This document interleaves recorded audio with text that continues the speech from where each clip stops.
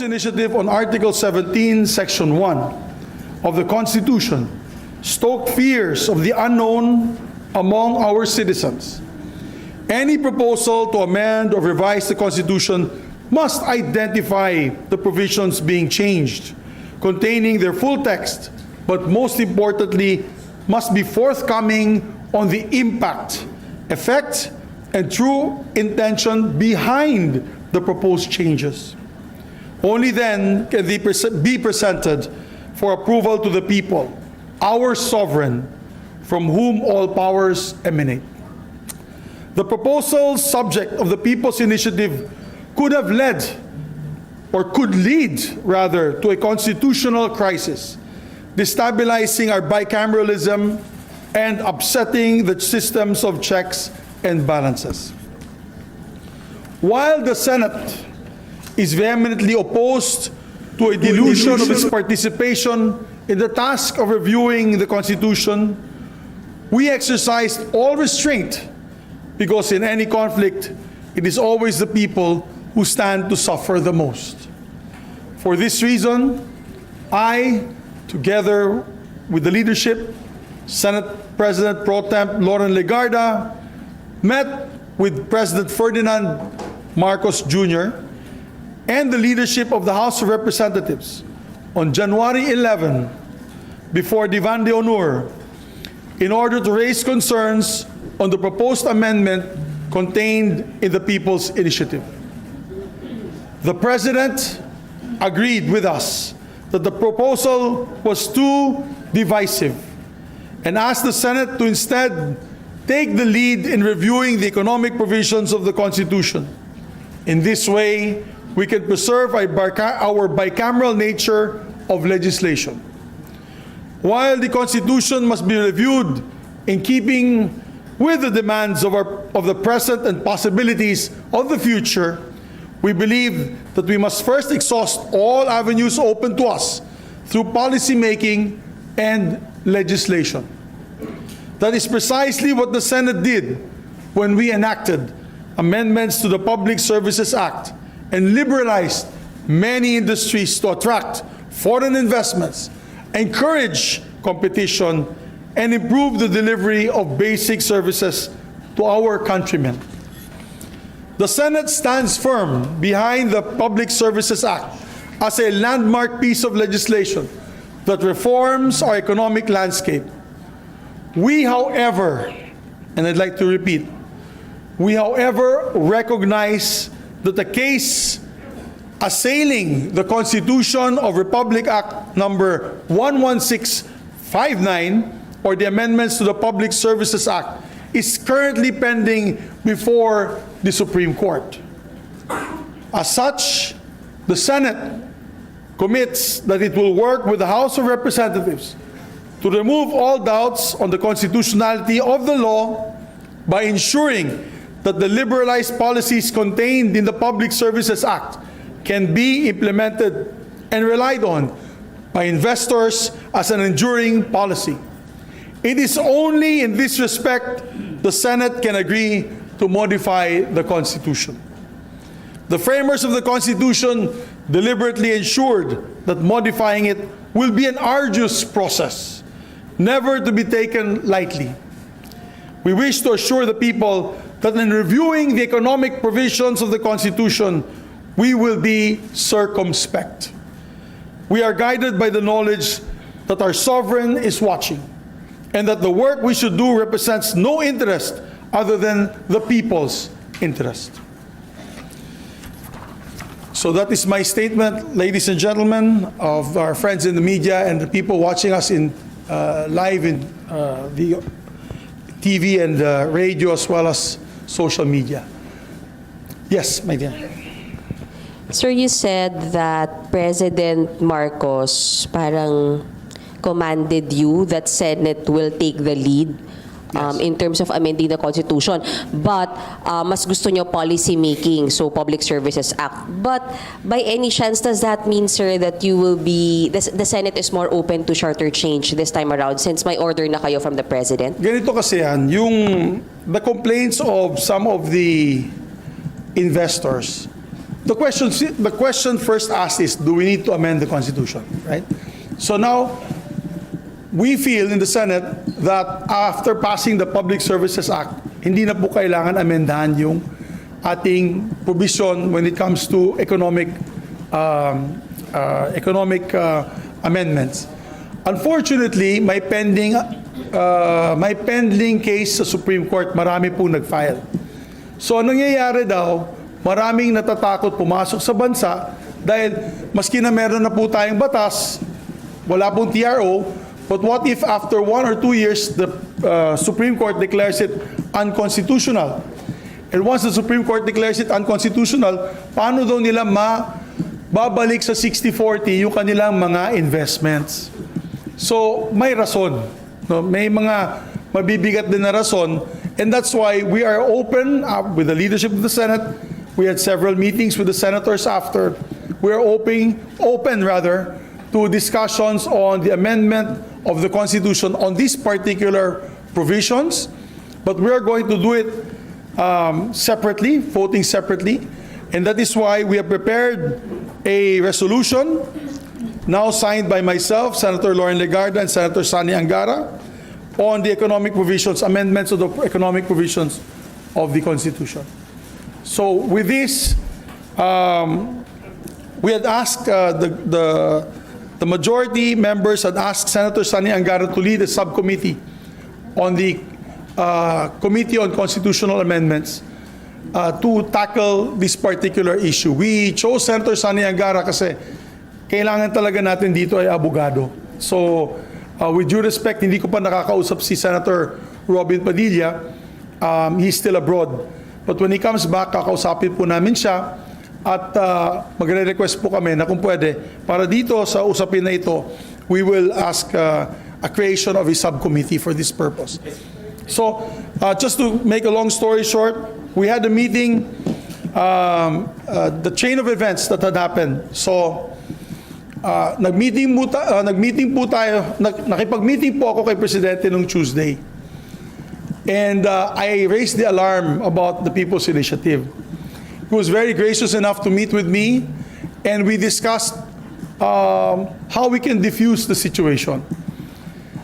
In fairness to the President, hindi niya po alam yung People's Initiative language was to diminish the powers of the Senate. And after that, he asked me to meet with the Speaker. We met with the Speaker. I met with him on Tuesday evening, after which we had lively and vigorous debate on the issue. And we all decided to meet with the President once again at 3 p.m. in Malacanang last Thursday.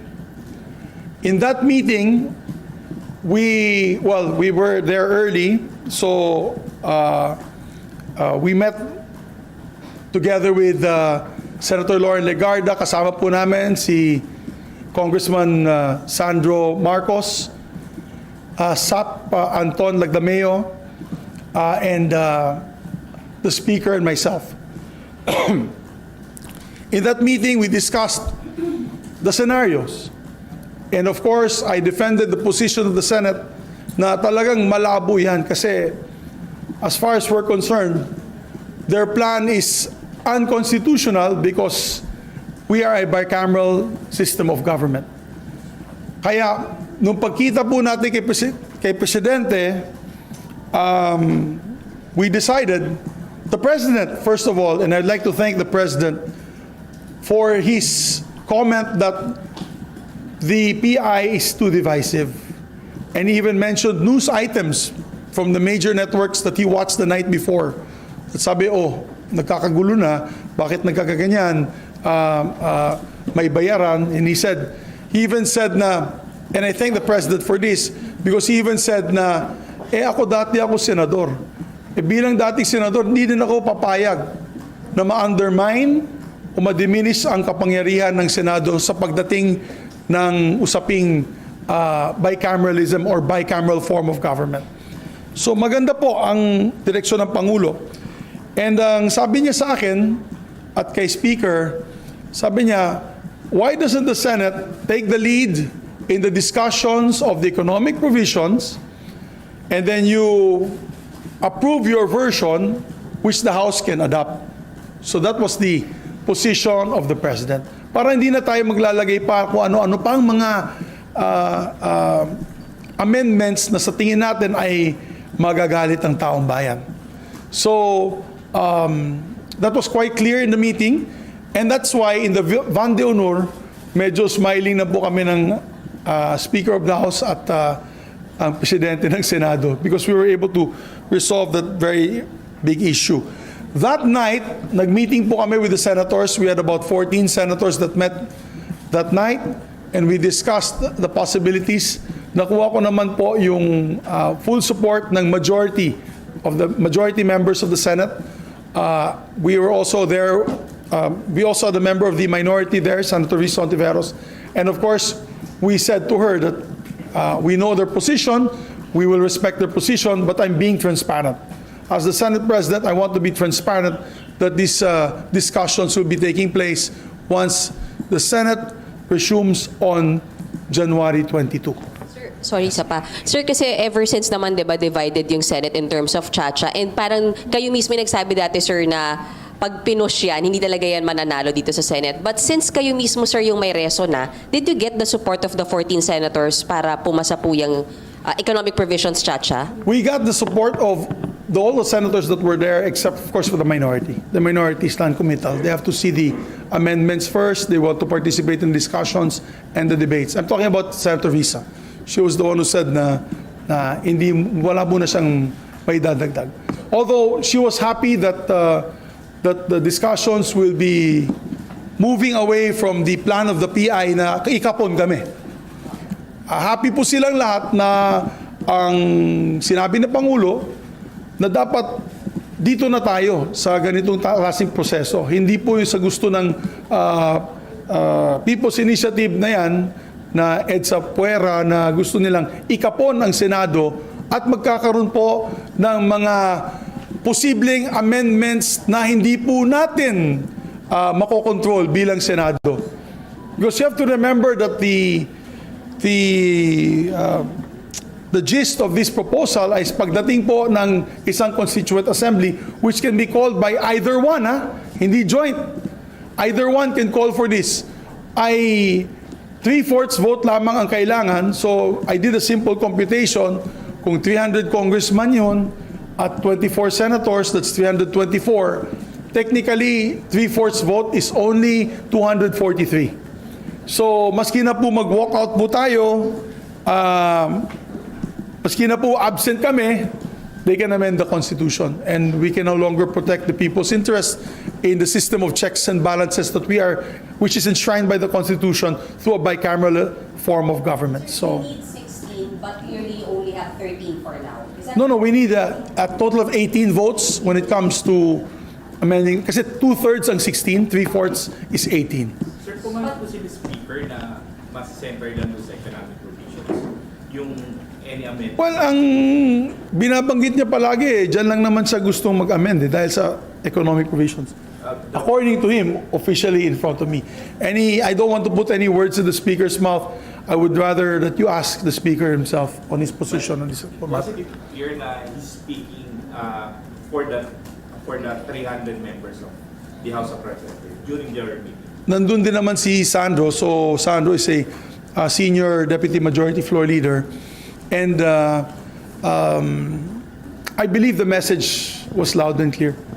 I hope that the message was loud and clear. Sir, So, SP, isundan ko lang yung kay Marlon. During that meeting, was there a commitment given by Speaker Romualdez na they will not support in any other way yung PI? Because according to Pirma, they are working on this, on the PI, in coordination with the Congress. I no longer want to fight with my colleagues in Congress. 1 week po ako hindi nakakatulog. Kaya hindi rin ako nakakasagot sa inyo dahil may inaayos po tayong gusot, and we were able to get consensus from everyone, including the President. I think those questions about the Speaker should be asked to the Speaker. Was there a how can you guard the eventual proposal of other members of, for example, Senate with respect to, kasi sabi nyo nga po economic provision lang, pero syempre independent minded naman ng mga senators, and some really want some political amendments. Well, ang mangyayari dyan, my dear colleagues, when discussions on, for example, if you see the resolution that we will file today, nakapirma na kaming tatlo, if you see the resolution that we file today, it's limited to yung amendments to public services, as well as education, and as well as advertising. We got the guide from the President. I hope that the President will not be upset if I share this information. Pero si President mismo, ayaw niya ng lupa na ibigay sa foreigners. Siya mismo nagsabi, malabo yun. He said that, and I quote the President, this will give us problems in our housing program. It will increase tax rates and it will increase prices of land in the Philippines. And even cited some countries kung saan na may foreign ownership na yung mga mismong locals ay hindi na po nakaka-afford ng lupa doon at lumalabas na. Kaya na nga nagkakaroon ng Asian hate dahil may mga areas like Vancouver, Toronto, in Canada, wherein a lot of Chinese, Hong Kong nationals pumunta doon, binili lahat ng property. Yung mga Canadians na original na lumalabas na, hindi na nila ma-afford yung lupa tsaka apartments doon sa mga lugar na yun. So we like to thank the President for that because we are one in the Senate also not to agree on foreign land ownership. So maganda, meron po siyang direksyon na sinabi, keep away land from ownership. Sir, And even media, sabi niya, ayaw din niya ng media kasi kung may foreign ownership of media, baka mag-influence peddling pa yan dito on certain agendas. So ayaw din yan po yun. So we're limiting it, as far as the Senate is concerned, that Thursday night discussion, we're limiting it to the scope of the Public Services Act, education, because we feel, lahat po kami naniniwala, na bakit hindi makapasok ang Harvard dito, ang Yale, ang Stanford. Pwede naman sila mag-set up po ng eskwelahan dito. They do it in Singapore, they do it in other countries. So we should allow them para ang tumas naman ang dekalidad ng ating edukasyon. And of course, we're limiting it to these three right now. Sir, two more questions lang, Yeah po. sir. Tapusin ko na lang si Sharon, then- Oo, sorry, Marlon, sandali. Right. Sir, so pumayag doon si Speaker na in the first place, aware si Speaker na merong ganitong resolution, and he agreed na at the end of the day, they will just vote according to your version, ganun po. That was the agreement that we had made in Malacanang on the 11th of January at 4 p.m. Sir, last question. So yan yung agreement po namin, and I hope all parties will agree, and we thank the President for that because ang totoo dyan talaga magkakaroon ng constitutional crisis. Hindi po talaga papayag. Alam mo, lahat ng mga kasamahan ko atat na umatake. At sabi ko sa kanila, pag lumaban tayo, there's a point of no return. Kasi kung magkakainitan ng dugo ang House and Senate, paano natin may papasa yung mga batas natin? Kung ayaw mo makipag-usap sa congressman, how do we do the BICAMs, the bicameral conferences? How do we do our LEDAC? Magkakagulo, masyado mainit. So, ang talo dyan ang taong bayan. So, I had to keep a cooler head, and even if it was very difficult for me not to say anything about this issue, we wanted to find a win-win solution that would limit the impact in terms of a constitutional crisis with both houses of Congress. Sir, one last question from my end. Is this going to be a priority? Is it going to be prioritized? It will be a priority by the Senate as far as we're concerned. Only on economic provisions, napakaklaro yan, we will have public hearings, and in these public hearings, we will have debates, And as you said, kung meron man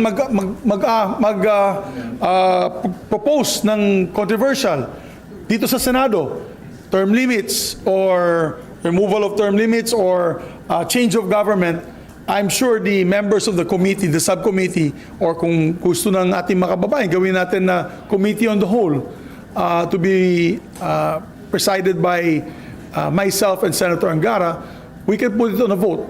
And obviously, 18 votes at each time. Sa committee level, para paglabas na committee report, that was voted upon by 3/4 of the members, yung final committee report, and then we'll put it in plenary and make a vote on again for 18 votes or for 3/4 vote.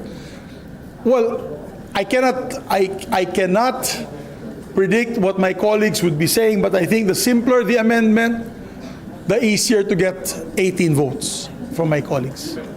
Sir, Was there any discussion on political reforms, particularly term limits, lifting of term limits, and then change of... Wala naman. Wala naman. Kasama ni Pangulo, wala naman. And by filing this resolution, SP, is it that an admission na may defect, may constitutional defect, yung amendment sa PSP? Because my eyes were open because we had a meeting with Frederick Go, yung kanyang officer or the presidential assistant for his economic team. And we spoke also to several other businessmen. Natatakot sila. Kasi kaya nga maraming pledges, hindi pa natutuloy po yung pledges is because whenever they speak to their legal team here, yung mga Filipino lawyers, meron pang pending sa Supreme Court. So, sayang naman, no, napakasayang. Kung 1.1 trillion nga ang pledges ng mga dayuhan na mag-set up ng mga businesses dito, bakit naman natin sila atsapuera? Ay pupunta lamang yan sa Vietnam, pupunta lamang yan sa Thailand, sa iba't ibang bansa, kawawa naman ang Pilipinas. So, we listen to the pulse of the public and also the business sector para sa ganun ay makapasok talaga at magkaroon ng legacy and legacy projects and investments in the country. sir, It is not, I'd like to say that iba kasi yung panahon nun, iba yung panahon na yun.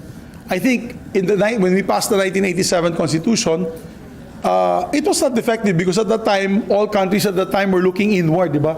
Nationalistic ang tendency noon, nung 1980s. Ngayon po, globalized na yung economy natin. And by doing this, definitely erases all doubts na gusto po natin ng foreign investments na pumasok sa ating bansa. And sir, with this resolution, malilimit lang sa talaga doon sa education, economic, and wala na yung possibility na yung term extension. Kasi yun yung usual na inaano nila. Suicide yun para sa amin. No one, wala, vehement ang objection ng mga kasamahan ko on this topic. So, we limit it to economic, as what we promised the President. We limit it to economic provisions, and we'll be discussing on economic provisions on this particular Senate resolution. And that hopefully will put to rest the PI, the People's Initiative efforts sa ground. Well, sana po.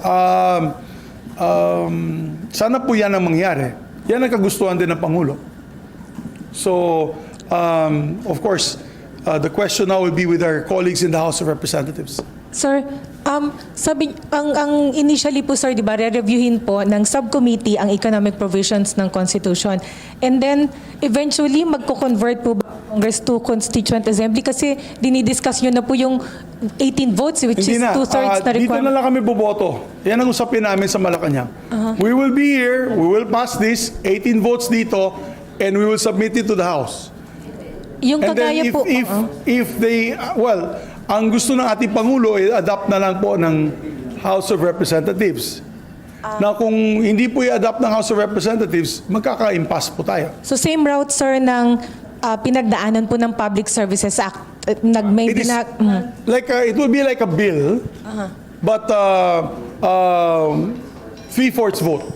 We will deliver 3/4 vote of the Senate. Yes, sir. And then, sir, dun sa meeting po, nag-agree, sir, si Speaker na, nag-agree po dito si Speaker Romualdez. Sir, kasi sir, ang sabi ni Senator Amy Marcos kahapon, it seems na siya yung nasa likod ng People's Initiative kasi yung mga directives nanggagaling sa mga staff niya. So sir, dun po ba una sir, may admission po ba na siya yung nasa likod ng People's Initiative, and after that meeting, clear po ba na wala na, matitigil na tong mga pag-ikot-ikot po para sa pirma? You know what will happen if I answer that, di ba? Magkakagera kami ng House. So, I suggest that you ask sino yung counterpart mo sa House? Name pa? Si Isa sir. Si Cesar. Tanong mo, si Cesar na mag...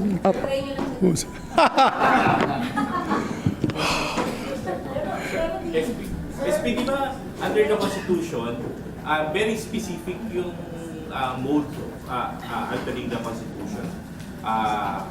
Correct me if I'm wrong, yun nga, yung sinasabi ni Constitution Assembly, yung CONCON, and then yung PI.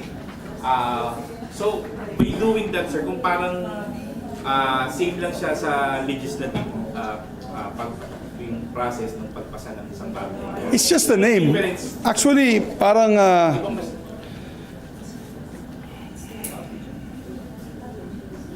it's just, as far as I'm concerned, it's just a name, which is Constituent Assembly. Even Senator Frank Drilon, the former Senate President, the former Minority Leader, had given this proposal na it can be done that way. We don't have to meet in one place to come up with a Constituent Assembly. As far as they're concerned, and this was also discussed in one of the committee hearings by, I think, Father Bernas and some other constitutionalists, that it can be done that way. So we can meet here, pass the resolution, 3/4 vote. They can meet there, pass the resolution as well, 3/4 vote. Pero kung magkaiba, yan ang problema, hindi magkaka-impasse, hindi po mapapasa yung constitutional reform. But if they adopt the Senate version, then wala tayong problema. 3/4 vote of both houses. So we feel, we maintain that's the best way, that's the best mode, that is the path of least resistance in terms of debates and I'd say heated debates and possible difficult scenarios that may happen if we meet together. So, pumapayag din si Speaker niyan.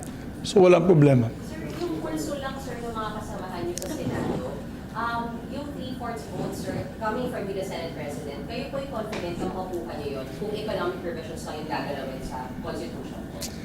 As far as the people that I've spoken to, I believe makakuha tayo ng 3/4 vote. Yung mga kausap natin, yung 13, plus yung mga kasama namin nung the day before, mga tumawag sa akin, parang makakuha po tayo ng 3/4 vote. Limited to only economic provisions, particularly these few that I had mentioned already. Sorry, SP, tama ba? You were made aware of this People's Initiative just this year? Nalaman mo ko lang last Friday. Yeah, pero ba't di ba may timeline na binigay si Senator Amy Marcos? Alam mo, to answer your question, nabulaga ako. Okay. Last Friday ko lang nalaman. Not this Friday, the Friday, what day was that? Friday? 6? 5 or 6? Okay. January 5 ko lang nalaman. I was in Cagayan de Oro doing some work there. And nakuha ko yung litrato, pinadala sa all members page ni Senator Chis Escudero.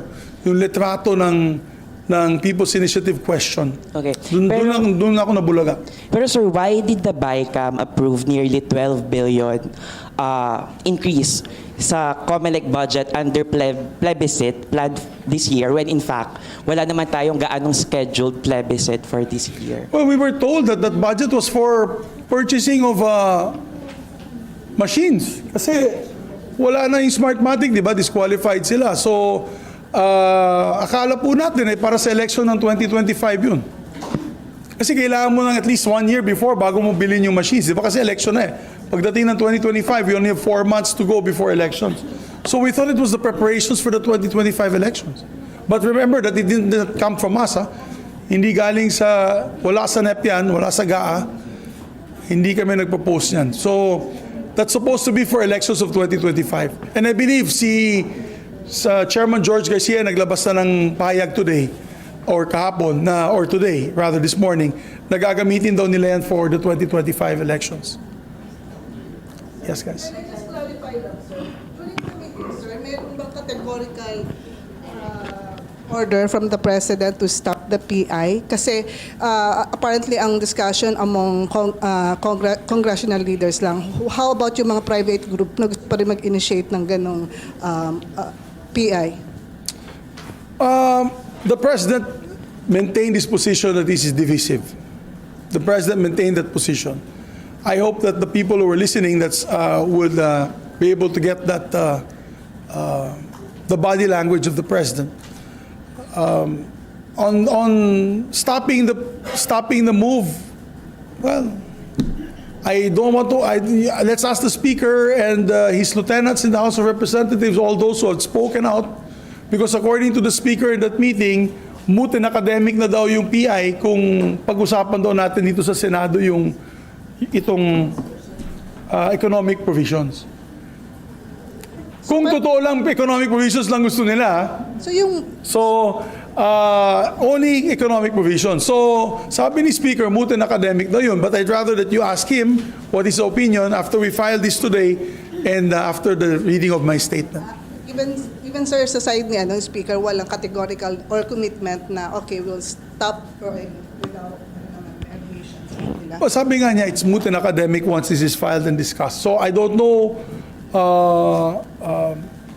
I don't want to add information that I have no control of. So best na sa grupo na lang ninyo sila tanungin. Sir, Pero I just want to put on record, they can always call up the Speaker, they can always call up Congressman Sandro Marcos was there in the meeting. They can always call up SAP Secretary Anton Lagdameo, who was also there in the meeting. Sir, paano magkakaroon ng ganong commitment about the PI si Speaker when the content of the PI is actually to dilute the voting powers of the Senate? So paano yung relationship ng ng dalawang moves, if that's the case? Anuhin mo na lang si Speaker. I don't want to guess the relationship. I don't want to guess where the orders are coming from. As far as I'm concerned, I'd like to avoid a constitutional crisis between the House and the Senate because it will paralyze our legislation. It will just paralyze all legislation pending. Sayang naman. Sayang naman ang mga mahalagang panukala para sa ating taong bayan. Sir, sorry, konting explanation lang. Sure. Bakit po tingin niyo magiging constitutional crisis pag pinush yung PI? Because obviously we will fight. We will fight. The Senate will fight tooth and nail not to allow that. It will be a very divisive campaign. Obviously, including all the way to the Supreme Court. We're ready to file a petition all the way to the campaigning of this referendum, all the way to of course, it starts with the COMELEC. We will file opposition to the COMELEC. Of course, we will file a petition to the Supreme Court and fight it tooth and nail. But if there's a compromise such as this, and they decide to just back out because according to the Speaker, it's moot and academic, then we welcome that as well. That will be a more peaceful, more productive, more proactive way of dealing with the economic provisions without having to na hindi makakapon ng Senado at dahil sa pagkapon ng Senado kung ano-ano pang pwedeng ilabas sa ganung klaseng initiative. So, I think this is the win-win solution that we're all looking for. Sir, sorry mo kasi, may categorical na sagot, may categorical na agreement mula kay Speaker na pag natapos nyo dito yung version ng inamend na Constitution, kaya adapt na lang nila. Pumayag siya doon, sir. Sa harap ng Pangulo, sabi niya, okay. I don't know what he'll say. Best is you ask him, but best is you ask him. I don't want to put words in his mouth. But in front of PBBM, he said, okay sa adoption, sir. I'd rather that you ask him. I don't want to put words in his mouth and he'll deny saying that. Siguro tanungin niyo na lang siya. I'll give him the benefit of the doubt. Pero we were happy, yung kalalabasan ng meeting na yan, happy po yung side ng Senado. Sir, tama po ba? You will meet again with Speaker after this? Or Well, he's waiting for my statement. So I've given my statement today. Hinihintay niya lang yung statement ko bago siya mag-statement. So I'll wait for his statement as well. Sir, balita yung konti, yung meeting was initiated by you with the President and the Speaker? The second meeting was initiated by the President. Sabi niya, magkita tayo Thursday. Yung first meeting, ikaw? Yung first meeting ako, kasi I wanted to seek guidance. Ano ba ito? Ano ba tong PI na to? And what was yung content, yung pwede lang namin alamin, nung first meeting that he... Yung tayo-tayo lang? Yung hindi tayo live? Oo. yung content ng first meeting that the President see the need to... No, he was concerned. He was concerned. On the first meeting we had, concerned si Pangulo kung saan patungo ito. Concerned siya. But I can't give the details kasi it was privileged information. Nandun kami sa bahay niya. So, Second tinawag din para mas madami. sabi niya para maayos na natin itong gusot na ito. In fairness to the President, he's trying to find ways na hindi madagdagan ang gusot ng pagtakbo ng ating pamahalaan para sa ating taong bayan. So, he was just trying to find ways na hindi magkakagulo. Imagine if everyday toxic masyado yung mga salita namin sa news, mga tao, of course, it will look like a divided nation. If every day in the news, nagsisigawan, nagmumuran po tayo dyan. So, even investors would be afraid to come in. Sir, Wait, si ano muna? Nauna po si Marlon. Okay. SP, previously you were very adamant in your position against Chacha. Anong deal changer this time? I was never adamant. But let's put this on the record. I've said it many times. There is a need to amend certain provisions of the Constitution. But I've said that possibly now is not the time because of the important matters at hand. But after meeting the economic teams and the business groups they're saying that their biggest concern nga is dahil sa kaso sa Supreme Court na hindi pa natatapos with finality, natatakot pa rin sila pumasok dito. Bigyan ko kayo ng halimbawa. You're a company who wants to deal with telecommunications. Under the PSA, pwede na po yan 100% owned. Pumasok sila dito, bilhin nila ang PLDT for example, yung mga magagaling na kumpanya, let's say yung sa Japan, yung magandang company dyan, yung Docomo ba yan, o ganun, pasok sila dito. And they give us 100% service. Happy lahat ng tao. They spend billions of dollars. Tapos sabihin ng Supreme Court, unconstitutional. You have to just have only 40%. You have to sell 60%. Eh, sino ba naman hindi masisiraan ng ulo dyan? So, any businessman would not want to put up major infrastructure here and investments if that is the pending case, or there is a pending case in the Supreme Court. SP, was the President's position against foreign land ownership made it more acceptable to you than Chacha? Oo, kasi definitely kung nilagay natin yung land ownership dyan, pati tayo dito sa Senado, wala tayong makukuhan. Siguro, iilan lang ang papabor, baka dalawa lang, o baka wala. Wala pa akong nakakausap dito na pabor sila sa land ownership ng dayuhan. Kasi, alam mo naman sinong bibili lang nandyan. Kung hindi, yung ating mga kapitbahay na nang gustong manggulo dito, tapos yan ang mangyayari dyan. Tapos, yung ating mga kababayan, nangyayari na nga yan na yun Diba? Dahil sa mga pogo and all that na hindi na po ma-afford ng ating mga kababayan, mga condominiums dito at tanungin nyo lang mga Senate staffers natin dito. Hindi na sila maka-arkila ng apartment dito sa area na to, sa Pasay, dahil sobrang mahal. Pupunta na, talagang abot na sila ng Cavite. Because of course, it's being rented by foreigners. So, I would suggest talaga na we do not include that in the amendments to the Constitution. That would be very difficult for everyone. Sir, may pinag-usapan na po ba kayong timeline para dito, sir, sa review ng economic provisions? Like, may target date na ho ba? Kasi may sinasabi rin na possibly, dapat sa SONA ni Presidente, mai-report na niya ito. Well, napakasimple lang naman ng amendments na to. I don't see any problem finishing it this quarter. Before the Holy Week break. I don't see any problem. Kasi tatatlo lang naman yung, tapos napakasimple. It's not specific. It's specific, but we only put the amendment unless otherwise provided for by law. So gagawa pa kami ng batas. You understand? Ito kasi ito, babanggit ito.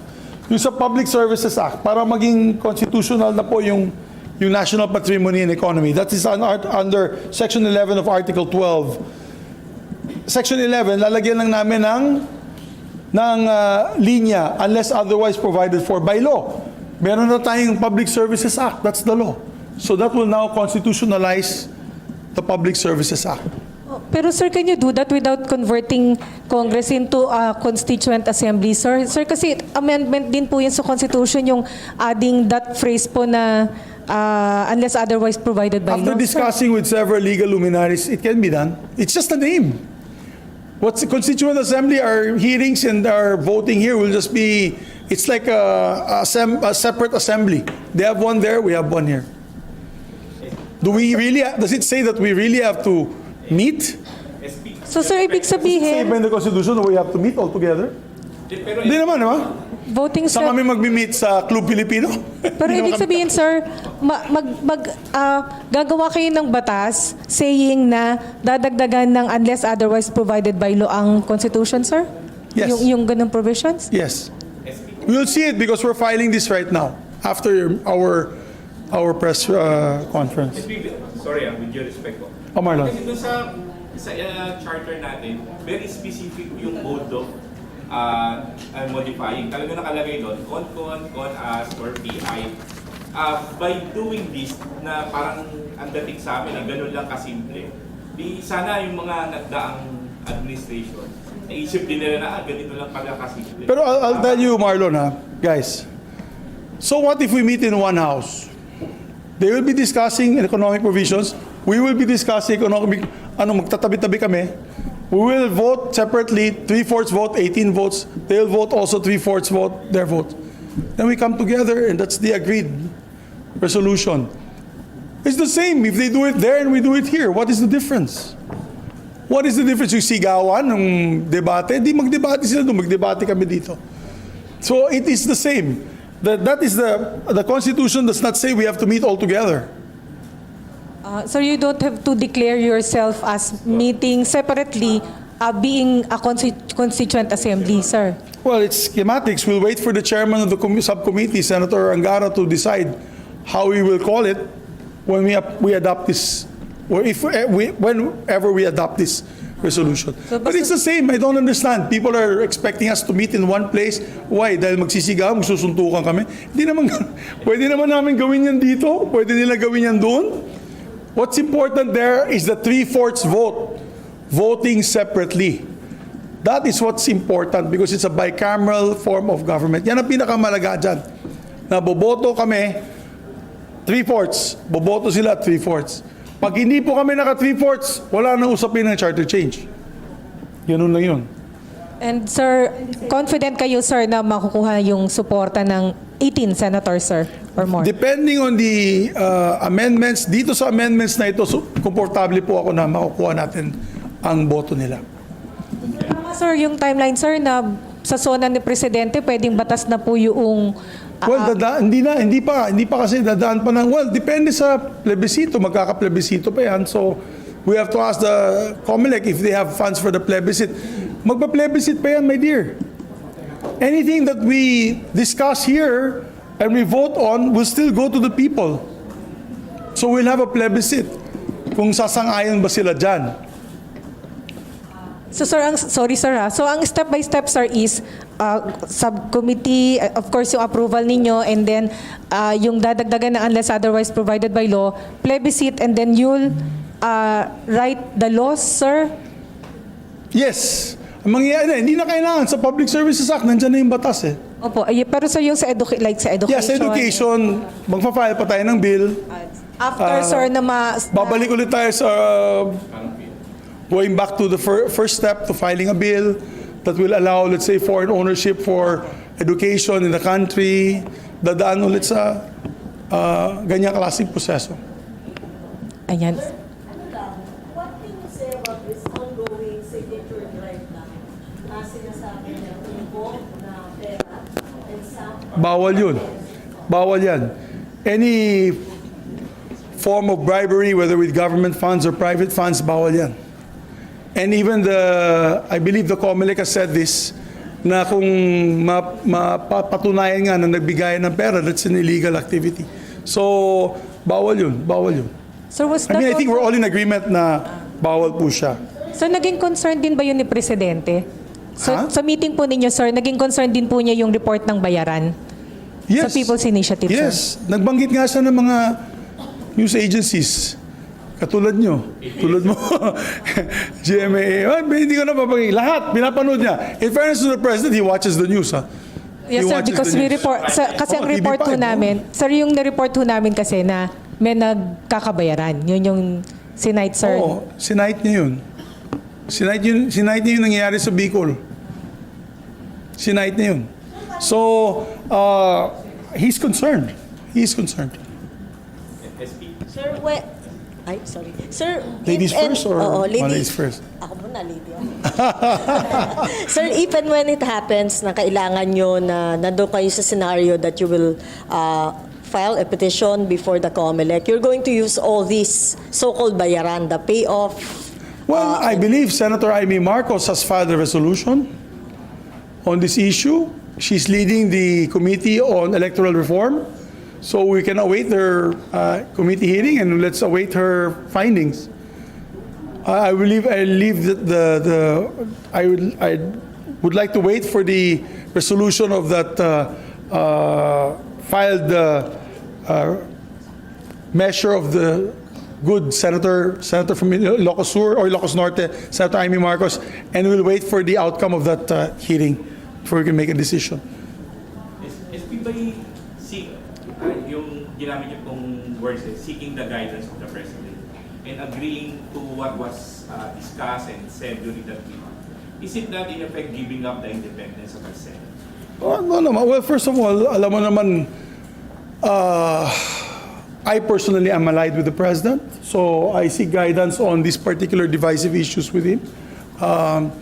He doesn't get involved with the dealings of the House and of the Senate. Never siya talagang nakikialam sa atin dito.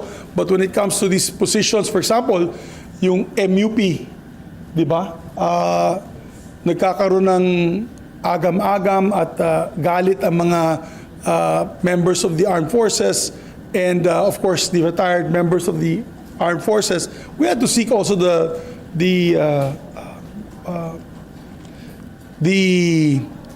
proposals and I'd say the President's feelings on this particular issue kasi syempre executive siya eh. Kung nagkakagulo, di sila ang nagkakagulo dun. So I mean, it's normal to seek the guidance of the President on certain issues. Sir? Maintain the independence of Of course, what we're trying to avoid is a constitutional crisis. Naalala ko kasi membro ako ng Kongreso noong 2004, 2005, mainit ang usapin ng charter change noon, nung panahon ni Speaker Joe De Venecia and Senate President Frank Drilon. I clearly remembered that because of that fight, hindi nag-uusap yung dalawa. Hindi talaga nag-uusap ng dalawa. Nang-iinsultuhan sila sa TV at dahil dyan, apektado yung legislation. I know because naipit yung aking local legislation. Walang nailabas na local bills ko at halos lahat walang nailabas na local bills. We don't want that to happen, guys, because that's going to be bad for the country and for the people. I'm trying to avoid that. In my 23 years already political experience in governance, that's the last thing that you want to happen dahil ang kawawa dyan ang taong bayan. Sir, COMELEC Chair Garcia said that they will be needing at least 13 billion pesos for the plebiscite doon sa ratification ng any provision of the Constitution. Do you think it is prudent for the government to spend such amount na in the end wala hong katiyakan na magkaroon ba ng ratification? And second, sabi po ng COMELEC parang additional burden na po sa kanila considering they are preparing for the 2025 midterm elections. Thank you po.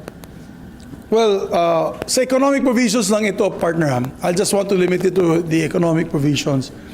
I think 12 or 13 billion for a plebiscite, pero makuha natin yung 1.1 trillion na pledges, parang cost-benefit niyan, mas mataas para sa atin. Di ba?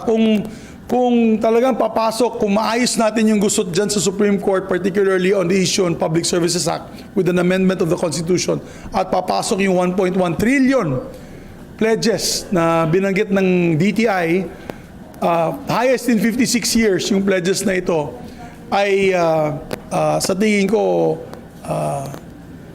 makakabawi din tayo in terms of income for the country, and of course, hindi tayo dehado. So, that's my position on that particular issue. On the budget. So, pero yun nga, kung wala tayong budget, then we'll have to wait the preceding year for that. Di ba? We'll have to wait for the preceding year kung walang budget yung COMELEC. So, what's important is we do our job. I believe that or pwede na isabay sa national elections. Di ba sa elections ng United States, meron silang rider questions? Do you agree on gay marriages? Yes or no? Do you agree in legalization of marijuana? Yes or no? Di ba are you open for legal abortion? Yes or no? Yan yung sa US eh. So habang binoboto nila yung kanilang congressman, kanilang senator, may rider question doon, yun na yun. So it's a possibility na pwedeng isabay sa national elections din ito. So para walang gastos. Sir, yes, ma'am. bakit po Sure, sa yan. tingin nyo gusto ng PIRMA or some other groups na madilute ang boto ng mga senators? Your guess is as good as mine. Your guess is as good as mine. Siyempre, alam mo yung nakakatakot dyan is the entering the unknown, di ba? Siyempre kung tao ka, ayaw mo pumasok sa isang kwartong madilim. Kasi hindi nyo nakikita anong nangyayari, anong nasa likod nitong kadiliman na ito. It's jumping into the abyss. Yung mga tao natatakot tumalon doon sa dagat, sa gitna ng dagat, dahil hindi natin alam kung anong makikita natin doon sa ilalim ng dagat, di ba? So, it is the great unknown that the people are afraid of. That's why we are going to prevent that by coming up with these specific discussions on specific economic amendments. And para alam ng tao, ito lang pinag-uusapan natin. Wala, hindi kayo mabubulaga. At we will be transparent. So, mas maganda yun kaysa ikapon ang Senado, tapos yung isang grupo ay tatawag po ng isang assemblea, and then, maski na wala po kaming partisipasyon doon, to be honest, pwede nilang repasuhan ang buong konstitusyon, pati yung mode of government natin. Pwedeng palitan yung gobyerno natin, pwedeng palitan lahat. So, that is the unknown, the great unknown na natatakot po ang taong bayan dyan. Ayaw po ng taong bayan yan. Gusto nila malaman ano ba ang mga specific amendments para sa ganun, pwede nilang pag-aralan yung mga amendments yan kung yan ba ay mapapaganda ang ating pamahalaan o pamamalakay ng ating gobyerno. Pamamalakad ng ating gobyerno. Yan. Bisaya ako, kaya nahirapan. Mas guwapo namang bisdak, magbisaya na lang ko ni. Nalisod ko sa Tinagalog. Okay. Yes, ma'am. Pa yung yung dates of the meeting. So January 5, meeting with the President ng kayo lang yung No. January 5 ko nalaman ko na may ganung klaseng question sa PI. And then, shortly after Tuesday last week was what day? I met with the President on the 9th, kami ng dalawa. And then I met with the Speaker once again on the evening of the 9th to confirm the meeting with the President, all three of us on the 11th. Kaya hindi muna ako nagsalita because I wanted to see the total picture, ano bang kalalabasan nito.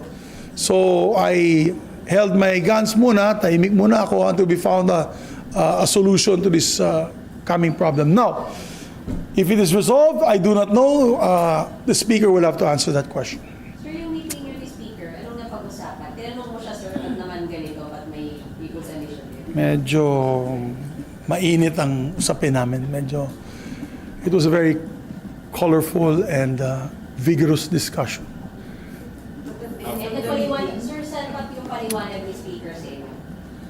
Ay, siya na lang kausapin mo. Napa-PI ka pa, SP? Sir, terminology lang talaga lang. So magkakaroon kayo ng sariling con-as dito, tapos con-as din ang house. Hindi lang kayo mag-meet as one. No need. We don't need to be. We don't need to. There's no specific instruction on the Constitution. We can meet separately for that. Pero hindi na con-as ang tawag. We'll ask Sani Angar to come up with a very acceptable name for it. Mas magaling yan sa pagdating sa terminology. Si Senator Angara. Is Senator Padilla already aware na hindi siya ang mag-lead ng charter change? Hindi ko pa siya nakakausap, pero ang problema kasi sa aking kaibigan na si Senator Padilla, he's focused more on the political Diba? He's focused more on the political. Pagka ganoon, magkakagulo talaga dito. Hindi tayo uunsad. With due respect to my dear colleague, Senator Padilla. Kasi kung change of government ka agad, wala na talagang pag-usapan dito. Magkakagulo na. So, I'm appealing to him, I'll appeal to him that will allow a subcommittee on this purpose. If not, then we'll call for committee of the whole. If kung hindi pumayag si Senator Padilla, then we can come up with a committee on the whole and I'll ask Senator Angara to lead. But eventually, magko-committee on the whole din kami because we have to vote. We'll have committee on the whole. We will have kasi ilan lang member ng committee on constitutional amendments So, definitely, ang mangyayari dyan, baka mag-request yung mga members na mag-committee on the whole. But whatever it may be, it's Senator Angara, we asked Senator Angara to take the lead in this. And he gladly accepted. Pagkapili kay Senator Angara ay kayo o si Pangulo rin po nagsabi? No. Ang members. We had, it was agreed upon Thursday night. Subcommittee on constitutional amendments on these particular economic provisions. So, chairman pa rin si Senator Padilla, of course, Robin Hood.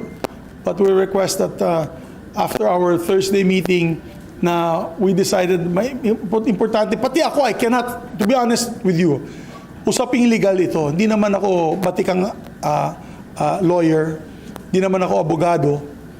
Kung sa Bisaya, murag abogado lang, yung parang abogado lang magsalita. Pero ang importante dyan, ang magpe-preside dito ay isang legal luminary that knows the impacts of this type of amendments to the other provisions of the Constitution and of course on how government is run. So it's important that we have a legal luminary heading that particular subcommittee. Sir, tama ba? Posible pa lang magkaroon ng committee of the whole o committee of the whole na talaga led by Senator Angara? What we discussed was sa subcommittee muna.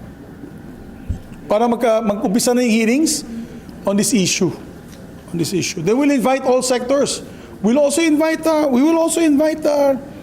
yung PIRMA. We'll also invite former constitutionalists, former members of the constitutional conventions and the constitutionalists. We'll invite all sectors. We'll invite the business sector para marinig din ninyo yung complaints ng business sector na hindi nga sila makakapasok ng investments hanggang hindi desisyonan ng Supreme Court itong issue ng PSA. So, yan po ang stumbling block na yun. Sir, saan kailangan yung 3/4 na vote? Sa subcommittee o sa plenary na po? Plenary, 3/4 vote, plenary. Sir, sorry, target date lang sa... Wala pa, I can't give you a target date. I'm saying that maybe we can finish all the debates or all the committee hearings in the next 2 months. But I don't want to preempt what the chairman, Senator Angara, would want to give us a target date. Baka, I think he will probably start this month. SP, during your discussion, hindi po ba naging option na let's just wait for the Supreme Court to make a ruling? Or talagang ang tingin na ay cha-cha na? Kasi we cannot wait. It's a separate branch of government. Hindi naman natin sila maudyok na pag-usapan ninyo ang PSA agad-agad. So, I don't want naman to be presumptuous to tell any one of the members of the Supreme Court to hurry this issue up. So we don't know. It can be between 1 year to 3 years from now. But at that time, nakabinbin lahat ng investments na ito. If we can move forward with these particular economic provisions, I think it would be the best for the country. So we'll see. So hindi We'll po see. nasama talaga sa option. Yung hintayin na lang muna yung We're not allowed to, my secretary is here, he's a lawyer. We're not allowed to, how do you say this? Influence the court. We're not, right? I have lawyers here. 1, 2, 3. They're nodding at me. We're not allowed to even mention na bilisan nyo. Hindi pwede namin sabihin yung pagalitan. Baka ma-citing contempt ako. hintayin lang na umaksyon yung Supreme Court before discussing yung charge. But waiting could entail costs in a long period of time. And cost, when I say cost or loss, what you call the loss of possible revenue. Dahil kung maghintay tayong 3 taon, baka pumunta na sa Vietnam yung mga kumpanya na dito. Remember, guys, may karibal tayo dito sa Southeast Asia. Number 1 investment destination now is Vietnam. Even if we're all English speakers, wala na, hindi na hadlang sa kanila na hindi masyadong magaling mag-English ang Vietnamese. Doon na sila pumupunta. So, yan ang actual situation on the ground. Guys, si Manong naman, si Nifa. Is it fair to say, Mano. Is it fair to say na yung Senate na napilitan kayong i-file itong resolution because of the pressure that was started because of that PI move? Hindi naman napilitan. I would not say napilitan. We just saw the practicality of, because of the discussions that we had this last week, na hindi talaga umuunsad yung mga pledges dahil nga inihintay nila yung Supreme Court action na ng Public Services Act. So, matalino naman siguro mga senador. Nung pinag-usapan natin yan, they made the suggestion, let's amend this particular provision lang sa Constitution para maging constitutional na ang Public Services Act. But kasi kung hindi, sayang naman po yung mga pledges na binanggit ng ating Pangulo at ng DTI sa ating bansa. Not just to appease yung mga nagpo-push ng PI. No, not at all. That's not how we feel. That's not our position. Pero SP, pero SP prior to PI, wala namang usapan, di ba, na magpo-push or magpapasa ng ganitong resolution. Kahit na naka-center lang siya sa economic conditions. Kasi may pinay na rin naman si Senator Robin. Political kasi yun eh. Medyo political kasi yung gusto ng ating kaibigan ni Senator Robin Hood na hindi talaga hindi ko alam ilang boto makuha nun dun sa political. Talagang at this point in time, there's no need to rush any political amendments. It's not paralyzing the country, the situation now. So, no further comments on that issue. I'd rather that we focus on what's task on hand. Sir, Thank you, guys. sir, isa na lang. Sir, isa na lang, sir. Sir, Viva Ravelo! sir, isa na lang. Opo. Sir, ibang topic tayo para hindi ulit sa NG. Sir, yung sa NG, yung power outage, sir, sa Visayas. Yes. I'm sure na-monitor nyo din po yung hearing. So, sir, ano Yes. yung take ninyo doon? Kasi nagturuan, sabi rin na NGCP, hindi, sinunod nila yung mga protocol, power plant, sumunod din lang daw sila sa protocol. So, sir, what do you make of that? Kasi unfortunately dahil sa problemang ito, naghahanap kami ng hindi ako naka-attend ng, because that was the lunch that we had in Polo Club. That was the lunch we had with the senators. Di ba nag-lunch ako ng hapon yun? So matagal po kami, yung iba umalis, pumunta sa hearing. I had to stay behind to come up with consensus with our other colleagues. So unfortunately, hindi po ako nakadinig sa mga explanasyon nila. But whatever it is, dapat may maparusahan dyan. Di ba? May maparusahan dyan. It's either the GENCO or the distributor or both. GENCO or the transmission or both. Because pangalawang beses na nangyari ito sa Panay. Ako may negosyo sa Panay. I have a business in Iloilo. Talagang may ice plant ako dun and everybody knows it's my Salen. I have an ice plant in Iloilo. Without power, my ice plant becomes a water delivery service kasi syempre hindi mo mahihelo yung ice mo. Tubig lang yun. Kaya ang laki din ng talo ko. Kaya kung sinong pwede magalit, kasama na ako dyan because my businesses were affected in Iloilo at the time. Now, dapat may managot. Tama yung sinabi na, we lost billions. We lost a lot of money in 3 days of non-operation. Kasi syempre, natunaw lahat ng ice namin. Wala akong mabentang ice sa mga malls, sa restaurants. So, definitely, speaking as a businessman and not as a politician, maraming naperwisyo dun sa 3 araw na yan. And this is the second time. That's why I know. Kasi tumatawag sila sa akin. No, first time, tumawag sila sa akin, yung staff ko. Kaya, as a politician, as a public servant, dapat may managot dyan para hindi mangyari muli. Dahil ang napakalaki po ang talo ng the whole island of Panay. This is not just Iloilo City, but Iloilo Province, Antique, Aklan, and Guimaras. So, Capiz, naperwisyo sila dyan. So, nakakatakot isipin na kayang-kayang i-brown out ang isang buong region, or at least one part of the region, because of, what do you say, poor management or no safeguards in place. So, pangalawang beses na to eh. Okay pa siguro sa una. Yung unang kapalpakan ay kaya pang sigurong i-warning. Ang pangalawa, ano na yan? Mismanagement na yan. So, I am in favor of the government proposing stiff fines and penalties to both the GenCos and the transmission corporation. Kasi, logically, kung sabihin ng GenCo, and I'll just be quick para you can ask another question.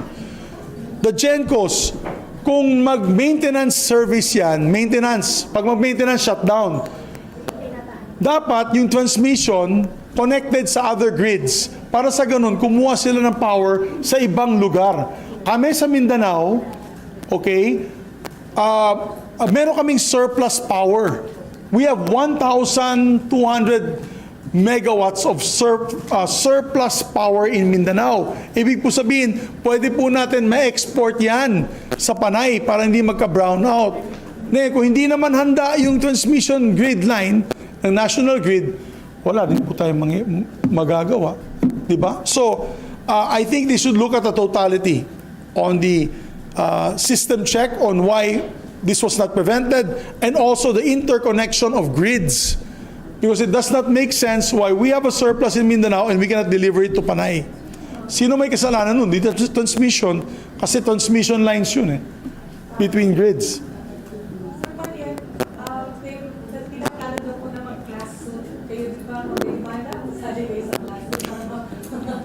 Hindi na. I leave it to the people on the ground kasi syempre may business. I believe may yung chamber, mga chambers yata magpa-file ng class suits. I believe in the ERC. I like the strong leadership of Attorney Mona Dimalanta. Let's wait for the decision of the ERC. Alam ko paparusahan nila And I think the President also is very upset. Galit na galit si Presidente dyan sa issue na yan. Yes, it's possible one amendment that he wants to, of course in jest, no, but Hindi nabanggit ba sir ni Presidente yung pagpapareview sa franchise ng NGCP sir kasi nasa Congress po ito? Hindi niya binanggit yung review ng franchise ng NGCP. But if the franchise of NGCP is reviewed and it's brought up to the Senate, kasi that's considered like a local bill. It emanates from the House. And once it comes to the Senate, we will study. We will study the proposal of the House of Representatives on the review of the franchise of NGCP. But at this point in time, kailangan makabawi yung NGCP. Unang-una, they have to reinvest into the company and finish already the interconnection between Luzon, Visayas, and Mindanao. No excuses, matagal na yan Ilang April na binanggit nila, tatapusin nila I remember 2019, sabi nila April of 2019. Tapos later on, April of 2020. Tapos excuse ay pandemic. Dahil hindi sila makagalaw. After that, April of 2022. April of 2023. Ngayon, April now, ba itong 2024? Ano ba talaga? Tapusin na nila yun. There should be a final or an ultimatum on the date wherein they interconnect Luzon, Visayas, and Mindanao grids. Para sa ganun, yung surplus ng Luzon at yung surplus ng Mindanao magamit sa Visayas pag may system checks, system maintenance ng mga GenCos. Alright, thank you very much, guys. Masarap yung pagkain ko para sa inyo. We will have, but we'll announce it on next week. Pero napag-usapan daw po yung focus nung last. Yeah.